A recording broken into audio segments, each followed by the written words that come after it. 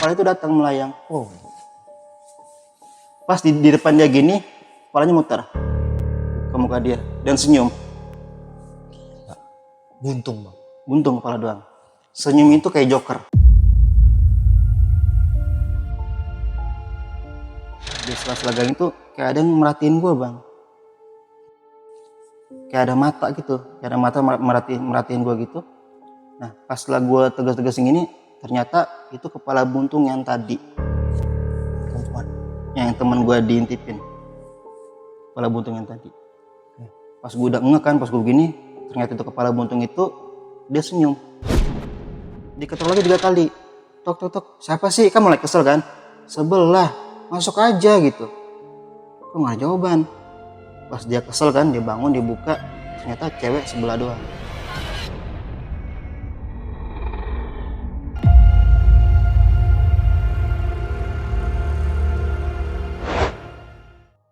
Assalamualaikum warahmatullahi wabarakatuh. Balik lagi bareng gue Ibnu Fitur Sidik di Timun Misteri Channel. Apa kabar teman-teman semua? Semoga senantiasa kita semua selalu dalam lindungan Allah Subhanahu wa taala. Oke, di kesempatan kali ini gue sudah bersama narasumber yang katanya akan menceritakan pengalamannya ketika di pondok pesantren. Seperti apa kisahnya? Kita kenalan dulu nih sama narsumnya. Bang Fadil, apa kabar Bang? Alhamdulillah sehat Bang Ibnu. Thank you nih Bang, udah balik lagi ke Timun Misteri ya. Sama-sama. Bang Fadil, kali ini cerita di pesantren ya. Mm-mm. Oke, tapi sebelum ke ceritanya nih Bang, Abang kayaknya punya YouTube ya? Iya, Sempat sibuk di YouTube kan saya dulu tahu tuh ya, pernah waktu itu. Mm-mm. Masih sibuk di YouTube? Kalau sekarang sih udah beda channel Bang, bukan yang itu lagi. Oh, lain? Udah beda channel. Tapi horor? Horor juga. Apa channelnya? Kalau sekarang dunia mereka. Dunia Mereka. Dunia Mereka. Oke. Gimana tuh di Dunia Mereka ini ngapain itu channelnya, isinya apa gitu? Sama sih Bang, podcast horor juga Oh, sih. podcast horor juga. Sama. Saya nyari-nyari hantu gitu Bang. Enggak sih. Oh, nyari hantu. Oke Bang Fadil. Sebelumnya terima kasih nih Bang Fadil udah mau balik lagi nih di Timun Misteri. Jadi teman-teman nih Bang Fadil ini dulu pernah mampir juga Bang ya. Mm-mm. Ceritain cerita perjalanan Bang Fadil di Alas Roban Alas waktu itu. Roban. Gokil banget nih. Kalau mau review cerita Bang Fadil sebelumnya bisa juga nih. Yang thumbnailnya kayak gini nih. Oke Bang Fadil. Di pesantren ini Abang ngalamin kejadian horor ya. Oke, itu ceritanya kayak gimana Bang?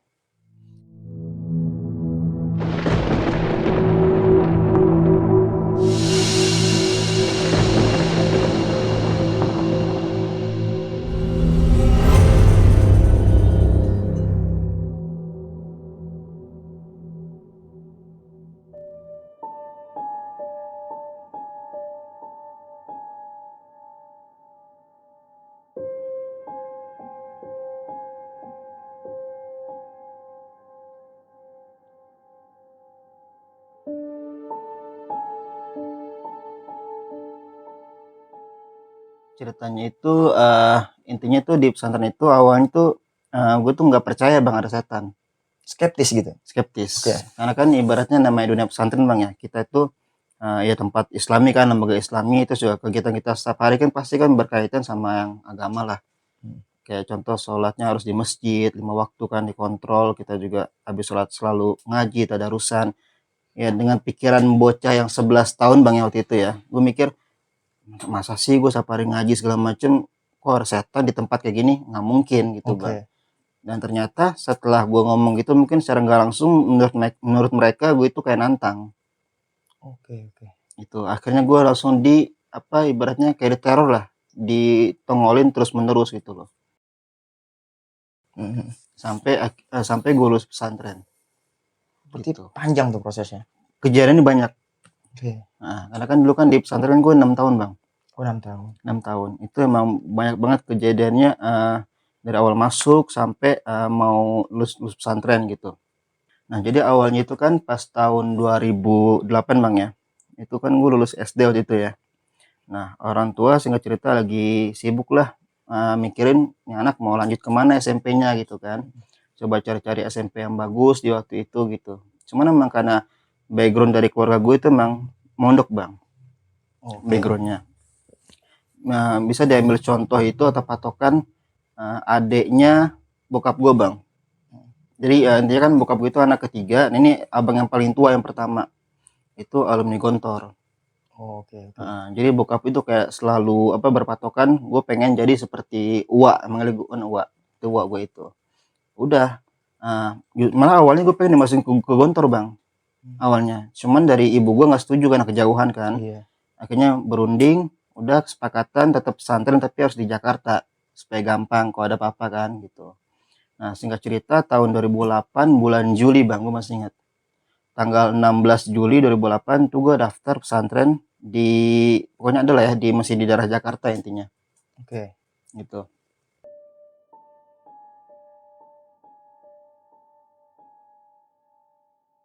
Begitu gue udah resmi kan jadi santri baru di sana, lu tuh gue coba menjalani hidup dengan sendiri Bang ya tanpa orang tua gitu kan. Udah ya awalnya sih gue kaget sih sebagai santri baru kan, oh ternyata kayak gini hidup di pesantren gitu kan, semuanya serba sendiri segala macam gitu. Tapi gue tetap ada apa namanya adaptasi aja gitu di situ. Nah, singkat cerita pas ketika itu kan gue di asrama itu Bang gabung sama senior Bang. Oke. Ini ada senior yang emang disuruh buat jaga di setiap asrama. Nah, kalau kita bilang itu istilahnya mudabir. Oke, iya. Mudabir itu kan kayak senior yang tempat tinggal di bareng santri baru gitu kan buat ngontrol segala macam gitu. Nah, awalnya itu senior gue ini suka banget Bang ya cerita-cerita. Kayak misalnya malam kan kita ngobrol di depan kamar misalnya tuh suka banget cerita-cerita yang horor-horor gitu. Oke. Kayak dia bilang, "Oh, dulu gue pernah ngalamin kayak gini gitu kan. Dulu tuh di situ tempatnya kayak gini gitu." Nah, gue yang sambil lagi lewat jalan gitu kan, lagi bolak-balik gue sambil dengerin, orang apaan sih gitu. Maksudnya cerita-cerita ngayal lah, Iya. ya kan? Paling pengen bikin rame doang di pesantren gitu kan, biar kita yang adik kelasnya kayak, "Wah, gimana Kak?" kayak gitu kan, kayak antusias gitu.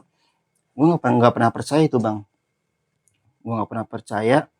Nah, singkat cerita pernah waktu di suatu malam gitu kan, itu gue udah nggak percaya tuh sama cerita itu. Pas di suatu malam itu jam kira-kira jam 3 Bang ya. Jam 3 subuh. Jadi gue jelasin dulu Bang. Kalau asrama gue itu ya. Asrama gue itu ada 4 lantai. Lantai bawah itu dapur tempat kita makan kan rame-rame. Nah, kamar gue itu waktu gue kelas 1 MTS ya, itu di lantai 3. Oke. Di lantai 3 terus posisi ranjangnya kan kita tingkat Bang ya. Tingkat dan ranjang gue itu pas banget di ujung tembok. Ibaratnya ini nempel sin tembok. Nah, ini ventilasi Bang. Iya. Nah, jadi kalau kita ngeliat ventilasi, bawahnya lapangan bola. Nah, gue tuh di ranjang atas tidurnya tuh. Nah, pas kira-kira jam 2:30 gitu kan, gue lagi tidur, tapi kok gue kayak mimpi Bang. Oke. Di mimpi gue itu kayak ada orang suara teriakan. Ada orang teriak, siap gerak gitu. Di mimpi gue tuh. Nah, karena udah berulang kali gitu kan, ada suara-suara kayak gitu, gue kebangun Bang. Pas gue kebangun gitu, kan gue masih gini-gini kan ya pas bangun tuh. Ternyata gue nggak mimpi. Pas gue bangun gitu, suara itu ada lagi. Tapi gue udah sadar nih, udah bangun udah mulai siap gerak langsung. Gue sadar tuh, anjir gue nggak mimpi nih gitu kan. Karena gue penasaran, gue ngeliat lah ke ventilasi itu. Karena suara dari situ Bang, suaranya. Pas gue ngomong gini, di lapangan bola itu banyak orang lagi latihan paskibra. Jam 3 pagi. Oke. Gue kaget kan. Tapi dengan gue karena gue masih kecil, gue mikir gue nggak takut nggak gimana Bang, cuma mikir ini apaan aku jam segini sih mereka latihan atau tampil kan, nggak jelas gitu. Ya udahlah, gue tuh belum takut nggak gimana Bang, udah gue tidur lagi tuh. Cuma gue kepikiran terus tuh sampai berapa hari kan, 3 hari berapa hari gue kepikiran. Sampai begitu gue pulang sekolah kira-kira jam 2 siang lah, jam 2 atau setengah 3 siang. Nah, gue ketemu tuh sama ustadz gue Bang. Ketemu ada sama ustadz yang bimbing di asrama kan. Akhirnya gue tanya, nah, Ustadz semalam saya tuh ngelihat gue ceritain semuanya gini. Nah, Ustadz gue ini anehnya itu nggak ngasih penjelasan Bang. Dia cuma kayak apa sih bahasanya ngerutin dahinya gitu loh. Cuman gitu. Gue bingung kan, gue ngeliatnya muka gitu. Nah, dia langsung mengalihkan omongan, dia bilang, udah kamu siap-siap ke masjid mau sholat asar. Ya udah, karena gue masih kecilan, ya saat gitu doang. Udah gue kamar, gue ganti baju segala macam, gue ke masjid. Tapi gue masih kepikiran, maksudnya, kok belum kejawab nih. Belum puas lah ya. Nah, belum puas gitu kan. Udah tuh. Nah, singkat cerita pas sudah apa namanya, udah lewat gitu kan. Nah, teman gue ngalamin juga Bang. Jadi teman gue ini ceritanya dia tuh lagi mandi kan. dia lagi mandi gitu. Nah kalau di pesantren itu kan kamar mandinya kan nggak full nutup ke atap bang ya, Oke. ada potongan sela-sela gitu kan. Nah dia lagi mandi, nah di genangan air itu kan kita kayak bisa ada pantulan bayangan kan di Kayak genangan air cermin itu, gitu ya. kayak cermin gitu. Pas dia lagi mandi, tiba-tiba dia lihat tuh ada yang ngintipin dia. Ada yang ngintipin dia bilang, tapi cuma kepala doang. Pas di bagian potong gini kan, dia lagi mandi misalnya kan, lagi mandi, temboknya cuma segini, nah kepala tuh ngintip begini, Ngelongok gitu. ngomong gitu. Cuma dia bilang kepalanya doang. Bentuknya cewek sosoknya. Rambutnya poni segini. Poni. Tapi cuma kepala doang. Dia kaget kan, dia langsung keluar tuh. Dia belum pakai baju tuh bang, belum pakai baju. Nah dia tuh lagi mandinya itu di waktu sholat maghrib. Jadi ketika di waktu maghrib dia nggak ke masjid, dia malah mandi kan. Akhirnya dia diintipin sama sosok kepala itu. Akhirnya karena dia panik, dia keluar, belum pakai apa-apa, dia langsung masuk ke kamar. Dia masuk ke kamar, ganti baju kan, dia duduk tuh bang, bengong kan, dia kaget tuh bengong. Pas dia lagi bengong gitu, kepala itu datang melayang. Oh, Pas di depan dia gini, kepalanya muter ke muka dia dan senyum. buntung bang, Buntung kepala doang. Senyum itu kayak Joker, lebar gitu. kayak Joker lebar. Kenapa gue bilang kayak Joker, ntar gue jelasin di akhirnya bang. Nah pas sudah kayak gitu kan, udah tuh, nah temen gue cerita kan, iya gue juga ngalamin kayak gini-gini gitu. Gue tuh mikir bang dari situ, udah mulai kayak agak percaya gitu kan. Ini temen gue ngalamin dan gue juga ngeliat ada hal yang aneh gitu kan. Tapi masih belum 100% percaya lah intinya. Masih nggak mungkin gitu. Ditambah lagi baik senior gue juga yang cerita yang lebih parah lagi kan tentang di pesantren itu. Tapi gue karena gue nggak percaya, udah tuh sekian bulan lah ibaratnya. Gue udah lupain semuanya, gue udah normal lagi. Singkat cerita sampai gue naik ke kelas 2. Di kelas 2 MTS itu gue naik. Nah gue pindah asrama kan. Posisi asrama itu nggak jauh bang, cuma di depannya doang, di seberangnya. Gue pindah ke asrama gitu. Nah gue kan kembar bang ya, Oh, bang kembar. kembar. Nah, dan gue ini kan abangnya kan, jadi gue tuh di pondok bareng adik gue juga nih, kembaran gue ini. Nah pas di kelas 2 itu adik gue ini lagi diare bang. Oh, Dia lagi buang air. buang air, dia lagi diare. Kira-kira jam 2 dia bangunin gue, bang bangun. Kenapa? Gue bilang, temen gue yuk ke WC, gue mulus nih. Yaudah gue bilang gitu kan. Udah tuh dia jalan kan, karena gue juga masih ngantuk kan, yaudah jalan cepetan gitu. Udah pas di jalan ke WC, dia udah bawa ember kan, dia masuk ke kamar mandi. Nah gue senderan tuh di kamar mandi depannya. Kan kalau kamar mandi di pesantren itu bang ada dipisah, buat yang shower mandi sama yang buat BAB.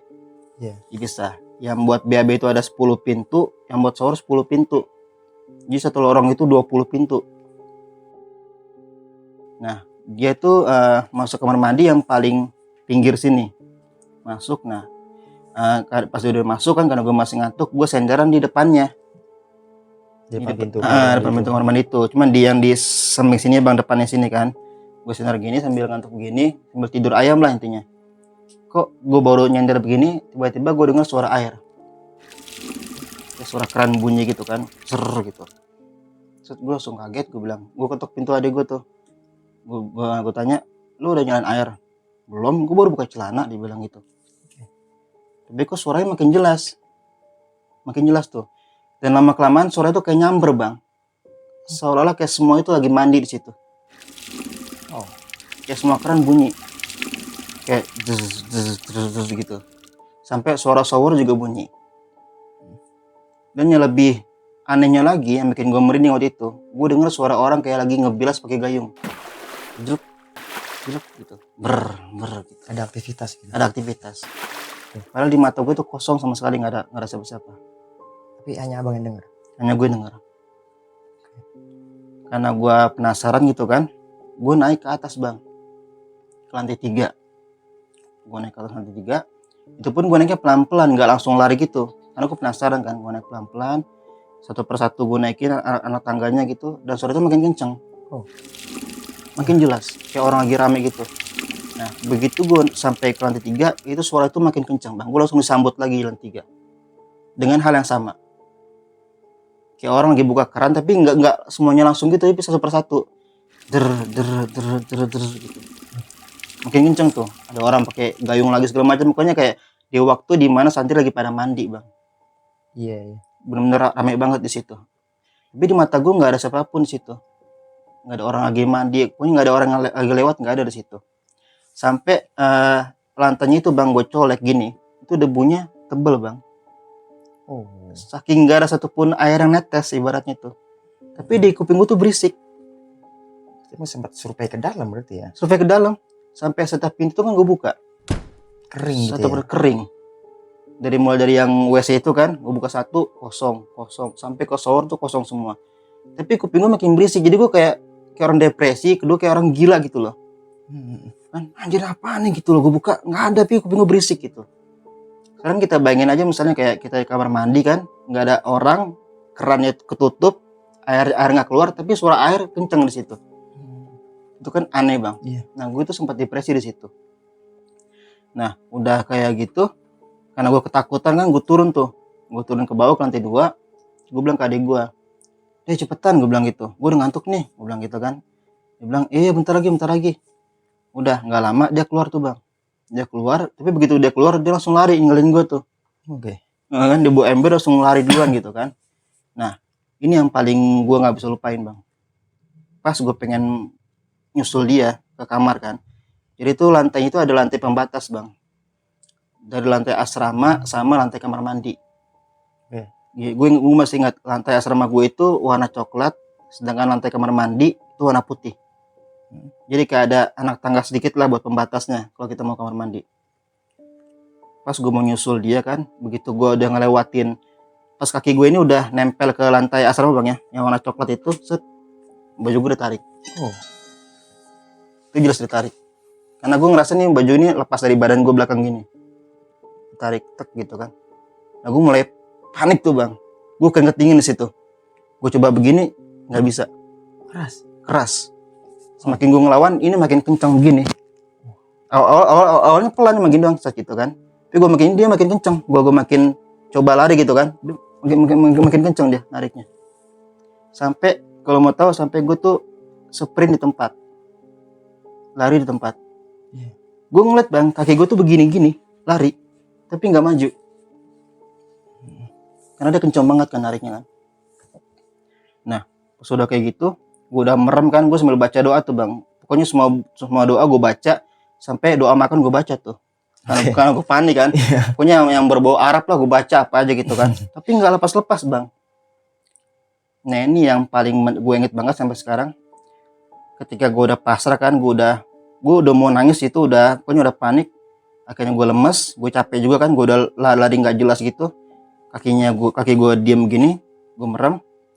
Di situ gue ngeliat ada bayangan ibu gue lewat, muka ibu gue lewat sekali gini, set. Awalnya senyum, kayak senyuman ibu buat anaknya lah, penuh kasih sayang segala macam gitu kan. Pas ibu gue depan muka gue gini, Bang, dia senyum, tangan gue tuh respect, Bang, langsung gini. Batin gue, Bu tolongin gitu, gue respect itu, Bu tolongin gitu kan. Nah, pas tangan gue begini, di bayangan gue tuh muka ibu gue yang tadinya senyum langsung melotot ke arah belakang gue. Yang tadinya senyum biasa kan kayak sama anak itu, langsung ke arah belakang gue. Pas ketika ibu gue melotot, dia lepas. Gue langsung lari kenceng masuk kamar. Besoknya gue sakit 2 hari. Tapi abang belum melihat sosok itu? Belum melihat. Cuman kalau di bayangan gue, Bang, sosok itu kayak gede, tinggi lah, kayak Gundurwo lah, semacam Gundurwo. Kalau di bayangan ini gue ya, visual gue gitu. Cuman gue nggak berani nengok ke belakang. Tadi pas kejadian, pas gue tarik itu, gue pengen nengok. Cuman gue inget dulu nenek gue sempat mesen sih, Bang, katanya kalau kita ngalamin hal kayak gitu jangan pernah nengok. Gitu katanya. Contoh misalnya nih, kita lagi jalan di tempat yang sepi misalnya kan, jam 12 malam gitu, tengah malam, tiba-tiba ada manggil gue gitu kan dari jauh, Fadil jangan nengok, udah pasti bukan orang. Iya, saya juga pernah dapat kayak gitu kan ya. jangan kayak gitu. Tapi lagi naik gunung. Lagi naik gunung. Iya, nggak boleh tuh kalau ada yang manggil tuh. Jangan nengok kan, itu gitu. Nah, saya tuh udah ini, Bang, pengen nengok begini kan, cuma karena ingat begini lagi. Nggak tahu kenapa dampaknya, pokoknya ingat langsung lurus lagi. Nah, setelah itu saya sakit 2 hari kan, sampai mau ke kamar mandi pun nggak berani bang. Mau pagi, mau siang, itu nggak pernah berani kamar mandi sendirian. Trauma gitu. Trauma. Mau kebelet gimana pun ya, tetep tuh gue tahan tuh. Sampai nunggu kalau ada gerombolan anak-anak pengen ke kamar mandi kan, entah mau ngencing atau mereka mau nyuci baju misalnya, gue baru ngintilin tuh ngikut. Gitu. Sampai mereka pada curiga kan, gue nggak cerita kan. Curiganya karena pas gue lagi ngencing gue bilang, tungguin gue dong. Gue ke cewek dah minta tungguin siang-siang gini. Karena gue nggak cerita. Lo tuh masih siang gitu kan. Nah karena gue udah panas gue tinggi, akhirnya gue balik tuh, gue izin pulang. Gue dijemput kan sama orang tua gue balik. Dan itu ke bawah sampai di rumah bang. Di rumah gue nggak berani ke kamar mandi. Pasti nunggu barengan dulu. Entah mungkin ibu gue lagi nyuci, gue baru masuk kamar mandi, atau mungkin gimana, pokoknya nunggu barengan. Gue nggak berani sendiri. Nah akhirnya tuh pas di rumah itu bang, habis sholat maghrib gue masih inget, ibu gue masih pakai mukena gitu kan habis sholat. Nah gue senderan lah bang ke ibu gue. Gue tiduran di pahanya gitu kan, kepala gue kayak dielus-elus gitu sama ibu gue. Ibu gue bilang, abang kalau di pesantren tuh minum vitamin supaya kuat gitu kan, supaya nggak gampang sakit gitu. Ibu tuh di rumah tuh pasti selalu bangun jam 1, kalau nggak jam 2 malam pasti bangun. Ibu gue, ibu sholat tahajud terus doain abang di pesantren supaya selamat, supaya nggak gimana-gimana kan. Nah di situ nggak kerasa gue nangis bang. Nangis karena gue inget momen dimana gue tarik jam segitu. Di momen nyokap lagi sholat tahajud. Dan bayangan ibu gue muncul situ. Oke. Gue nangis kan. Itu ibu gue ngeliat, kamu nangis? Enggak, pusing doang, gue bilang gitu. Yang pusing gitu. Tapi gue inget banget situ, jamnya sama. Nah pas setelah itu kan, singkat cerita, udah gue ada di rumah sekitar seminggu 2 minggu, gue balik lagi ke pesantren bang. Gue balik ke pesantren udah tuh. Nah itu udah agak selang berapa lama gitu kan, nggak pernah ada kejadian lagi. Nah sampai kira-kira gue tuh udah SMA bang ya. Pas udah SMA gitu kira-kira kelas 1 apa kelas 2 SMA gitu, gue lupa. Nah kan gue udah pindah asrama lagi bang ya. Pindah asrama ke belakang. Nah itu emang asrama kalau buat SMA tuh emang lebih kotor bang. Karena kita udah males kan. Ngerasa kayak udah senior, kamar buramat lah, yang penting gue tidur gitu. Nah pas lagi jam-jam 11 jam 12 malam itu kita udah disuruh tidur kan sama pengurus sana gitu. Cuma kita masih berisik. Gue masih bercanda tuh di depan kamar, masih berisik. Sampai yang ustadznya itu marah kan. Siapa tuh belum tidur kayak gitu. Nah pas banget tuh muka gue lagi nengok begini. Jadi muka gue yang kelihatan. Gue udah pengen, kamu turun, kamu sini gitu. Temen-temen gue yang pada masuk kamar tuh, pada kabur. Nah pas gue turun kan, gue dihukum tuh. Gue disuruh diri di belakang di bagian jemuran.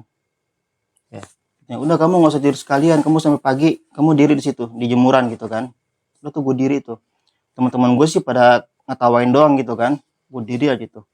Awalnya sih masih biasa aja bang. Udah kan gue diri, gue ngantuk juga gitu kan. Kira-kira jam 1:30 2 gitu. Nah dari kejauhan tuh gue ngeliat bang ya, dari sela-sela gayung kan, gayung buat anak-anak mandi kan taruh di kamar mandi gitu. Di sela-sela gayung itu kayak ada yang merhatiin gue bang. Kayak ada mata gitu, kayak ada mata merhatiin gue gitu. Nah pas setelah gue tegas-tegasin gini, ternyata itu kepala buntung yang tadi, Perempuan yang temen gue diintipin, kepala buntung yang tadi. Pas gue udah ngeh kan, pas gue gini, ternyata itu kepala buntung itu dia senyum ke gue, kayak Joker kan, kayak Joker gitu. Karena gue takut, gue langsung lari ke atas. Udah tuh gue nggak hirauin hukuman tadi. Nah pas setelah semua kejadian itu bang ya, yang gue alamin semua kan, ternyata emang gue baru percaya, misalnya kalau ya namanya makhluk halus tuh dimanapun ada, walaupun itu di pesantren sekalipun. Jadi nggak skeptis dari situ. Udah nggak skeptis lagi. Dan ditambah lagi emang setelah gue tahu riwayat atau sejarah pesantren gue itu, emang katanya tuh konon pendiri pesantren gue itu pernah ngalamin masa penjajahan bang. Kiainya. Dan dulu emang di wilayah situ bang, sebelum adanya pondok itu tempat apa ya? Tempat yang bisa dibilang agak sakral lah. Yang disakralkan gitu. Disakralkan kayak gitu. Jadi mungkin dari apa ya, kekuatan atau mungkin aura mereka tuh masih kuat, masih kebawa, masih ada di situ. Di situ. Oke, jadi ya sosok yang ada di sana tuh yang lebih mendominasi ya memang udah sosok yang udah ada di situ gitu bang. Yang udah di situ.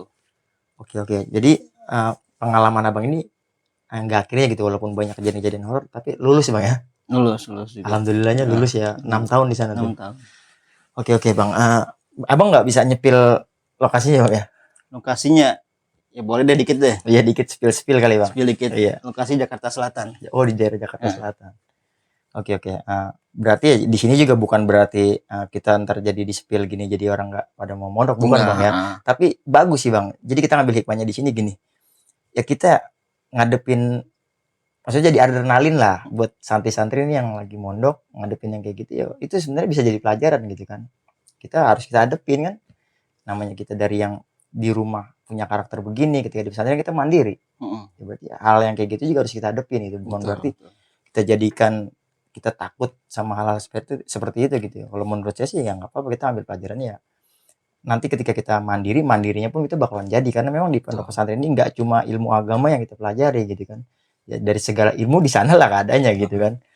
Oke Bang Fadil, yang saya mau tanyain mungkin nggak banyak sih, tapi lebih ke kiainya ini nih Bang. Kiainya itu hidup di zaman Belanda berarti. Pendiri awalnya, perintisnya. Iya, perintis awalnya di zaman Belanda. Pernah dimakamin di situ. Dimakamin di belakang pondok. Oh, ada makamnya di belakang pondok. Ya biasanya kan makam pondok-pondok keluarga, itu ada yayasan makam kiainya gitu ya. Berarti memang tempat itu yang disakralkan gitu Bang. Oke. Nah untuk di pesantren itu pria wanita Bang, maksudnya putra putri? Iya ada, cuman dipisah Bang ininya. Iya dipisah, cuman ada putrinya juga ya. Ada putrinya. Oke Bang, mungkin selain Abang nih Bang ngalamin kejadian-kejadian di sana gitu kan, itu kan santri banyak gitu Bang. Kalau lagi sharing-sharing kayak gitu, ada nggak sih Bang dari versi-versi santri lain yang ngalamin kejadian sama gitu? Ada sih Bang. Oh ada juga. Ada. Tapi ini dari santri putri. Oh putri. Putri ngamen. Berarti Abang di situ main ke santri putri dong?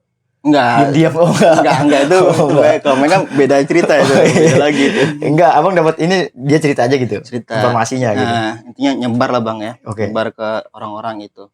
Nah, cerita dia itu katanya pernah di kamar itu lagi ngerapin kasur atau lemari gitu ya. Bukan lagi ngerapin kamar gitu. Nah, tiba-tiba kan pintu dikunci Bang ya. Enggak dikunci, cuma ditutup doang gitu.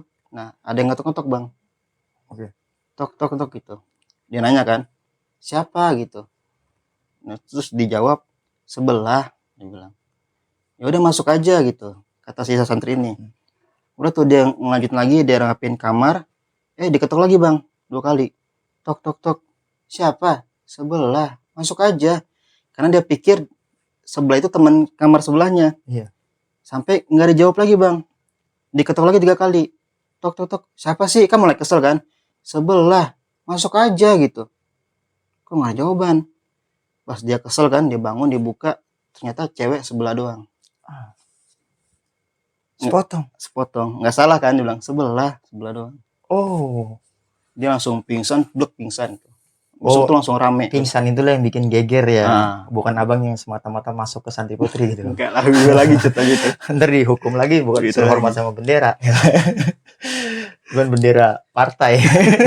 Oke Bang Fadil, mungkin satu lagi lah yang saya nanya ini dari cerita Bang Fadil gitu. Mungkin lebih ke hikmah sih Bang yang saya mau tanya nih ya. Pengalaman santri ini kan jarang nih Bang orang-orang yang mau mandiri di pondok pesantren gitu kan. Itu sebenarnya tujuannya kan jihad juga ya, jihad dalam menuntut ilmu gitu, lebih bagus lah. Tapi kesimpulan yang Abang dapat pengalaman mondok ini apa sih Bang gitu, buat Abang pribadi gitu? Pengalamannya? Iya, apa yang Abang dapat gitu selain dari ilmu agama gitu. Kalau buat mondok pertama pasti kan tadi Bang ilmu agama, yang kedua dari teman sih. Kita kan punya teman dari luar daerah juga kan, sosialisasi ya. Dan dari Sumatera segala macam gitu. Itu yang kedua. Dan ketiga apa ya? Ya lebih mandiri sih, dari segi mental lebih kuat pastinya. Mental ya. Mental, karena kan hukumannya kan gila-gila kalau di pesantren Bang. Iya. Nggak sholatnya botak ya. Belum hukuman fisiknya kan, pakai linggis lah segala macam gitu. Dulu saya pernah punya pengalaman disuruh gotong pohon pinang Bang. Habis 17-an capek tidur. Iya, pohon pinang masih ada. Disuruh pindahin Bang, cabut. Ya begitulah Bang, tapi ya nggak semata-mata hukuman itu benar-benar buat menghukum kita, tapi ada pelajaran ya Bang. Di sana tuh ada hikmah yang nanti bakalan kita bisa ambil dari hukuman itu gitu ya. Iya, yang paling ngena banget sih sebenarnya dua orang tua sih Bang dari cerita Bang. Kalau simpulan saya ya, dua orang tua ini ketika di rumah dua orang tua ngedoain ya, ternyata jadi pertolongan juga dari dua orang tua ya, yang secara nyata Abang alamin ya. Itu luar biasa sih. kita berjalan di ridho orang tua Bang ya, apalagi seorang ibu ya. Oke Bang Fadil, sekali lagi terima kasih banyak nih, ceritanya gokil. Dan ya buat teman-teman nih, jangan lupa juga bantu channelnya Bang Fadil tadi di Alam Goib Bang ya. Dunia mereka. Oh, dunia mereka ya. Saya ganti-ganti aja channel orang. Dunia mereka Bang. Dunia mereka. Iya, jadi di situ juga undang-undang narsum Bang ya. Undang juga. Oke, selain kalian ngirim ceritanya ke Timur Misteri yang nanti WhatsApp-nya di sini, kalian juga bisa nih kirim cerita kalian ke channelnya Bang Fadil. Mungkin bisa mampir juga ke channel Bang Fadil. Kirimnya kemana Bang kalau menjadi narsum di dunia mereka? Ke IG bisa, TikTok bisa. IG-nya apa Bang? Dunia mereka _ Dunia mereka _ Oke, langsung serang tuh IG-nya Bang Fadil di dunia mereka _ ya. Oke, buat teman-teman, kiranya itu nih yang bisa diceritakan di episode kali ini. Dan lagi-lagi nih, apapun yang diceritakan sama Bang Fadil ini bukan bermaksud untuk menakut-nakuti atau memberikan hal negatif buat kalian. Melainkan cerita Bang Fadil ini kita jadikan pelajaran serta hikmah buat kita bersama, bahwasanya hal gaib itu ada dengan pengalaman yang berbeda-beda. Kiranya itu aja, gue Ibnu Fitro Siddiq dan Bang Fadil pamit undur diri. Wassalamualaikum warahmatullahi wabarakatuh. Bang Fadil, terima kasih Bang.